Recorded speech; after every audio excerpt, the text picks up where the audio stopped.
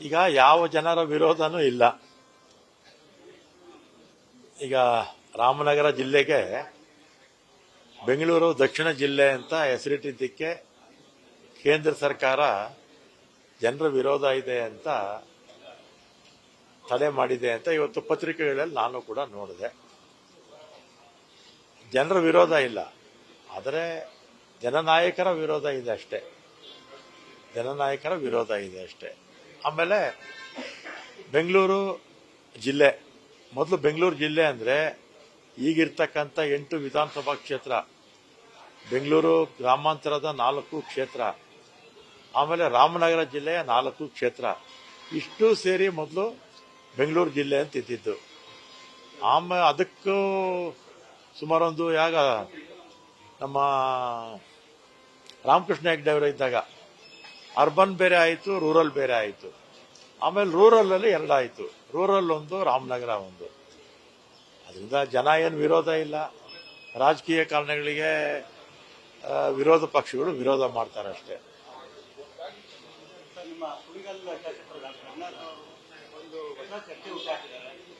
ಏನು ಮಹಿಳೆಯರಿಗೆ ಭಾಗ್ಯಲಕ್ಷ್ಮಿ 2,000 ಕೊಡ್ತೀವಿ, ಅದೇ ರೀತಿ ಪುರುಷರಿಗೆ 2,000 ಕೊಡುವಂಥದ್ದು ಈ ರೀತಿ ಒಂದು ಚಿಂತನೆ ನಮ್ಮ ಪಕ್ಷ ಶುರುವಾಗಿದೆ. ಅದು ಮುಂದಿನ 2028 ಚುನಾವಣೆಗೆ ಘೋಷಣೆ ಮಾಡ್ತೀವಿ ಅಂತಕ್ಕಂಥ ಒಂದು ಮಾತನ್ನ ಹೇಳಿದ್ದಾರೆ. ಡಾಕ್ಟರ್ ರಂಗನಾಥ್ ಅವರು ಹೇಳಿದಾರ.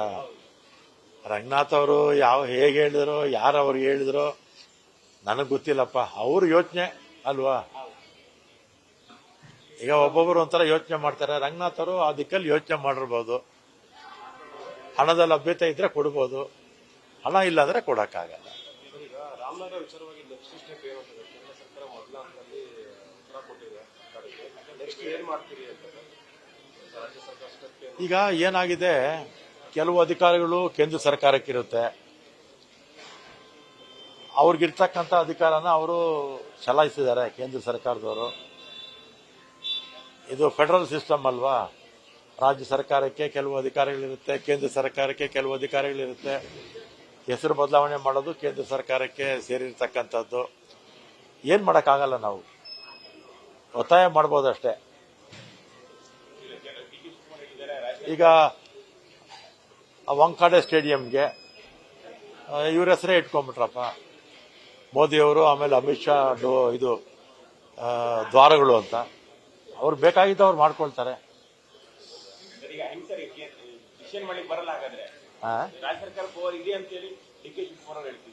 ರಾಜ್ಯ ಸರ್ಕಾರಕ್ಕೆ ಇದ್ದಿದ್ರೆ ಕೇಂದ್ರ ಸರ್ಕಾರಕ್ಕೆ ನಾವು ಕಳಿಸ್ತಾನೆ ಇರಲಿಲ್ಲ. ರಾಜ್ಯ ಸರ್ಕಾರಕ್ಕೆ ಇದ್ದಿದ್ರೆ ಕೇಂದ್ರ ಸರ್ಕಾರಕ್ಕೆ ಕಳಿಸುವಂತ ಅವಶ್ಯಕತೆ ಇರಲಿಲ್ಲ.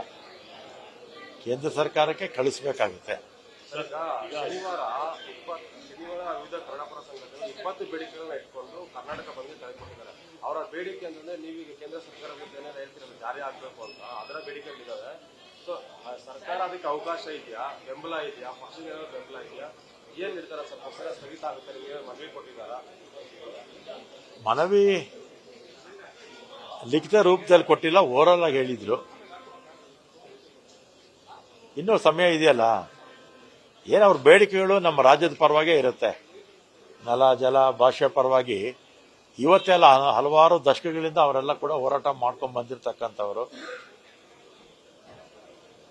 ಅವರೇನು ಹೋರಾಟ ಮಾಡ್ತಾ ಇದ್ದಾರೆ, ಅದು ನಮ್ಮ ರಾಜ್ಯಕ್ಕೆ ಅನ್ಯಾಯ ಆಗಿರ್ತಕ್ಕಂಥದ್ದನ್ನು ಸರಿಮಾಡಿ ಅಂತ ಹೇಳೋದ್ರಲ್ಲಿ ನಾವು ಅವರಿಗೆ ಈ ಸಂದರ್ಭದಲ್ಲಿ ಬಹಳ ವರ್ಷಗಳಿಂದ ಹೋರಾಟ ಮಾಡ್ತಾ ಇರೋದಕ್ಕೆ ಅಭಿನಂದನೆ ಸಲ್ಲಿಸಬೇಕು. ಮತ್ತೆ ಅವರ ಕಾಳಜಿ ಬಗ್ಗೆನೂ ಮೆಚ್ಚುಗೆ ಇದೆ. ಸಿದ್ದರಾಮಯ್ಯ ಅವರ ಹೆಲಿಕಾಪ್ಟರ್ ಪ್ರಯಾಣದ ವೆಚ್ಚ ಚರ್ಚೆಗೆ ಗ್ರಾಸ ಆಗಿದೆ. 23-24ರಲ್ಲಿ 12 ಕೋಟಿ ವೆಚ್ಚ ಆಗಿದೆ. 25 ಈಗಾಗಲೇ 19 ಕೋಟಿ ವೆಚ್ಚ ಆಗಿದೆ. 31 ಕೋಟಿ ರೂಪಾಯಿ ಖರ್ಚಾಗಿದೆ ಸರ್. ಅಲ್ಲಿ ಸಿದ್ದರಾಮಯ್ಯನವರು ಹೆಲಿಕಾಪ್ಟರ್ ಓಡೋದಕ್ಕೆ 14 ಕೋಟಿ ಖರ್ಚಾಗಿದೆ ಅಂತ ಮಾಹಿತಿ ಅಲ್ವಾ, ಟೇಬಲ್ ಆಗಿದೆ. ಅಂದ್ರೆ ಮುಖ್ಯಮಂತ್ರಿಗಳು ಏನಾಗುತ್ತೆ, ಎಲ್ಲ 31 ಜಿಲ್ಲೆಗಳಿಗೆ ಹೋಗ್ಬೇಕಲ್ಲ. ಆಮೇಲೆ ಮಂಗಳೂರು, ಅದು ಬಿಟ್ರೆ ಗುಲ್ಬರ್ಗಾಗೆ ವಾರಕ್ಕೆ 2 ದಿನಕ್ಕೋ 3 ದಿನಕ್ಕೋ ಫ್ಲೈಟ್ ಇರುತ್ತೆ. ಉಳಿದಿರ್ತಕ್ಕಂಥ ಕಡೆ ಎಲ್ಲೂ ಫ್ಲೈಟ್ ಇರಲ್ಲ. ಬಳ್ಳಾರಿಗೆ, ತೋರಣಗಲ್ಗೆ ಫ್ಲೈಟ್ ಇರುತ್ತೆ. ಉಳಿದಿರ್ತಕ್ಕಂಥ ಎಲ್ಲ ಕಡೆ ಹೋಗ್ಬೇಕಲ್ಲ.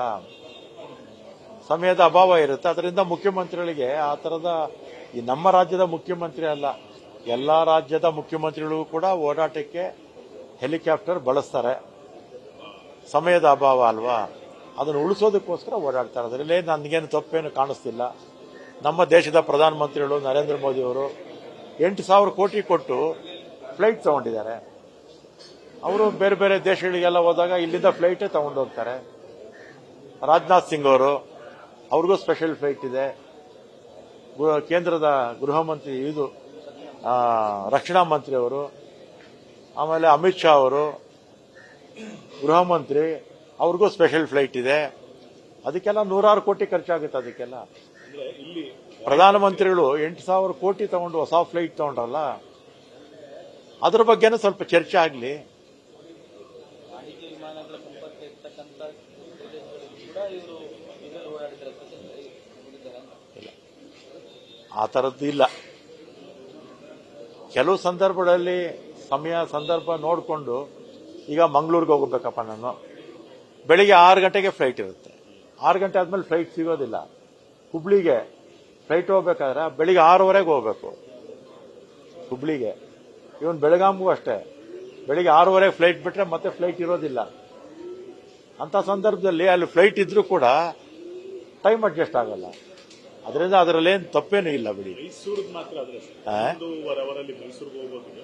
ಸಿಎಂ ಆಗಿರೋದ್ರಿಂದ 1 ಅವರಲ್ಲೇ ಹೋಗ್ಬೋದು. ಆ ಪ್ರೋಟೋಕಾಲ್ ಇರುತ್ತೆ. ಆದ್ರೆ ಅದಕ್ಕೆ ಸುಮಾರು 10 ಲಕ್ಷ ಖರ್ಚಾಗಿದೆ.